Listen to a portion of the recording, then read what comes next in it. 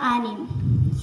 Sa bawat pagsubok, aral, tawanan, at pagkakaibigan, kayo po ang aming naging sandigan. Nagpapasalamat po kami sa lakas na ibinigay ninyo sa amin. Sa tuwing kami ay nahihirap, napapagod, sa karunungan ibinahagi ninyo kapag nahihirapan kami. At sa tapang na inilagay ninyo sa aming mga puso upang magpatuloy.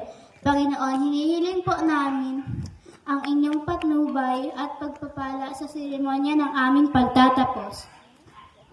Naway maayos, makabuluhan, at puno ng kagalakan ang lahat ng magaganap sa araw na ito. Gabayan ninyo po ang tagapagsalita, guro at lahat ng bahagi ng programang ito. Naway madama ninyo ang aming presensya sa bawat sandali. Inaalay din namin sa inyo ang aming mga magulang, guro at lahat ng sumusuporta sa amin.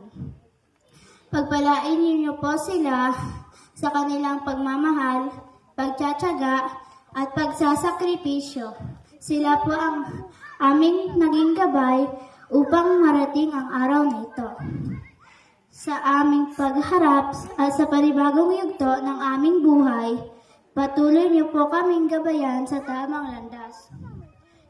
Tulungan niyo po kaming gumawa ng mabubuting desisyon, manatiling mapagkumbaba, at hindi makalimot sa mga aral na aming natutunan.